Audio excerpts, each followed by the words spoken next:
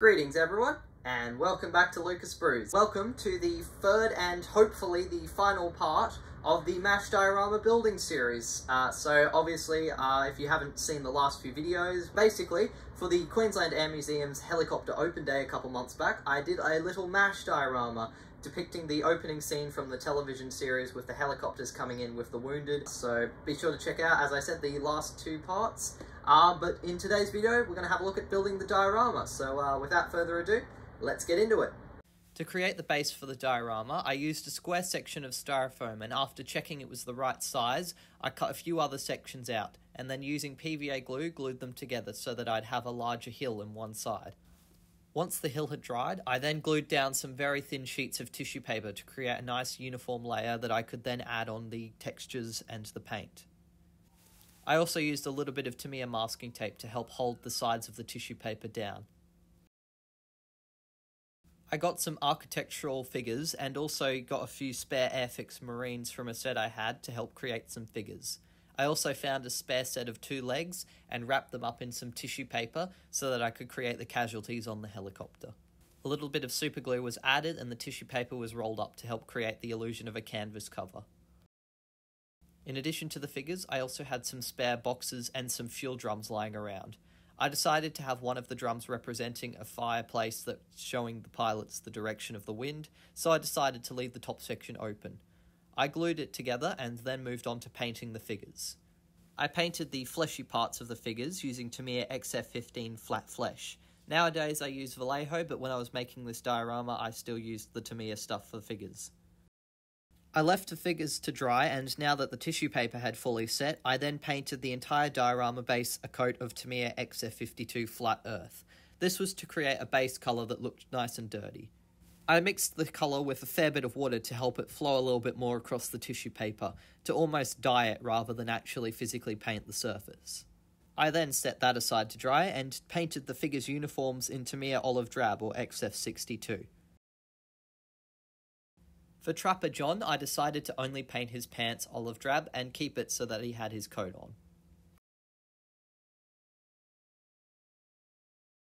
Once the flat earth had dried, I then used some super glue to glue down the various accessories lying about by the side of the road. I glued one of the oil drums to the top of the hill, and I used a little bit of thin florist wire and glued it into place. A second piece of florist wire was also glued down to create the sign. I decided to recreate the famous direction sign by using some decal paper and a little bit of polystyrene sheeting. The figures received a second coat of olive drab, and for some figures I painted their pants in khaki drab, which is XF51. I decided to paint one of the figures as Hawkeye in his signature holiday shirt. For his shirt I painted it an initial coat of Tamiya flat blue, or XF8. I would follow this up later with some white to create the floral patterns. I used Tamiya XF1 flat black for most of the figure's shoes, and once the flat blue had dried, used a bit of Tamiya X2 white and a very fine brush to paint some floral patterns onto Hawkeye's shirt. Various Tamiya colours were used for the figure's hairs. Most notably, I used Tamiya XF57 buff for Margaret's blonde hair. I used various earthy and brown colours such as khaki drab, olive drab, flat earth, and various other reds and browns to help paint all of the accessories lying around on the diorama. I also glued the sign to the florist wire, and later on I used a pair of scissors to chop sections so that I could split the sign up and make it look like it does in the show. And now for the fun part, doing the texturing. I collected various colours of dirt and sand and also a couple of rocks, and then using some paper and a sieve sorted out the finer particles to use for the actual diorama. I started off by gluing down some of the larger rocks and some small pebbles to help create the larger boulders and various stuff for the diorama. After the larger rocks had been glued down, I then started using my fingers to help sprinkle on some of the slightly smaller pebbles onto the diorama. This was to create some interest by having various sizes of rocks. At this stage I had also glued down a small piece of clear sprue to help support the helicopter. Once all the larger rocks and pebbles were glued down, I then applied PVA glue pretty much over the entire diorama and then sprinkled some of the finer particles that I'd sifted. I used various colours of dirt to help create a little bit of interest and a patchy kind of look. Every now and again I'd shake the excess dirt and sand off into a box for later use. I also made sure to get as much dirt and sand as I possibly could between the various larger boulders. For the road section, I wanted it to be noticeably lighter, so I used sand rather than dirt. You might also notice that I glued down the sand for the road separately. To lay down the grass, I applied some PVA glue all over the base diorama, and then using either my fingers or sometimes a cup with some holes poked through the top, sprinkled some grass onto the diorama.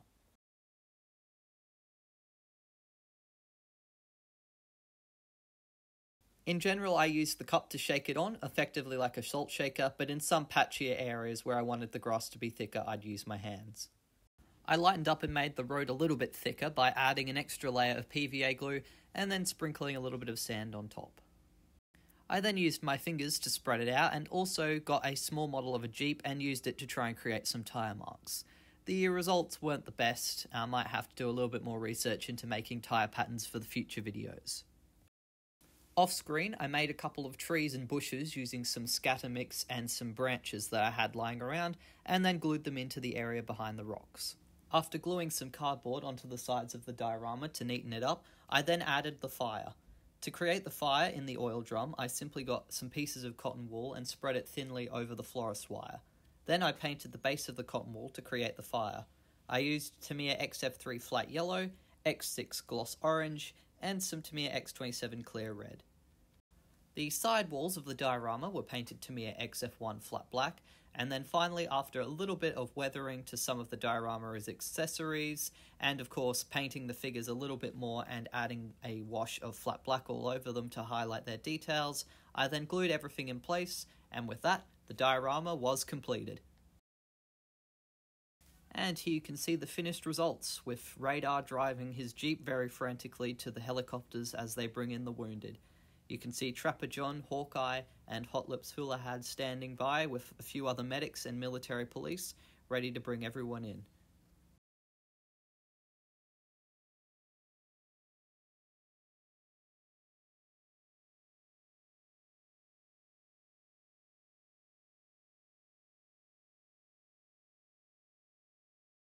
Overall, I'm really happy with the final result, and I've learnt a lot of things from doing this. All the model kits I use, the Italeri helicopter and the Airfix Jeep, really good kits. They're easy, they're cheap, and they look really great. So yeah, it was a lot of fun, and capturing such an iconic scene. I have a lot of memories of especially visiting my grandparents' place and watching MASH with them. It's just a fantastic show, so I highly recommend, if you don't know it, go check it out, but I'm sure you do. It's very famous and very popular. And the open day went very well. The Air Museum had a big success, which is really great for us as a volunteer-based organisation, having a lot of people come in and give us the money we need to refurbish more displays and do more dioramas, and all of that stuff is really wonderful. And I can't actually show you the helicopter diorama at the moment because I don't have it. It's actually at the Air Museum on temporary/permanent display in one of the cabinets, so if you want to check out the diorama for yourself, just head on over to the Queensland Air Museum. And if you want to have a go of actually building a diorama like this yourself, then come on by to Tectonic Hobbies, where I got my own model kits from. Great store. If you ever want some model kits and you need us to order them in for you, we're happy to do so. Otherwise, we've got a little range of diorama stuff now, so you can have a go at building one yourself. I'd also like to give a special thank you to my wonderful patrons who've been supporting my videos. Some of you guys for a very long time, so I really appreciate that. Especially Archie Palmer, Emo, as well as J&K Jones and Joe Moss. And if you'd like to support my channel a little bit more, then you can go over to my Patreon page and you can donate as little as $1 a month, or you can even join the upper tier for $6 a month, and you can get exclusive behind the scenes posts and also some special videos. I also hope at some point to have a few bloopers from actually working in the store, shooting some of the videos. A lot can go wrong. Yeah, some more behind the scenes for some of the animations I've been doing some work on. But yeah, otherwise, thank you very much for watching. If you have any questions, comments, or suggestions, be sure to leave them down in the comment section below. And until the next one, model on.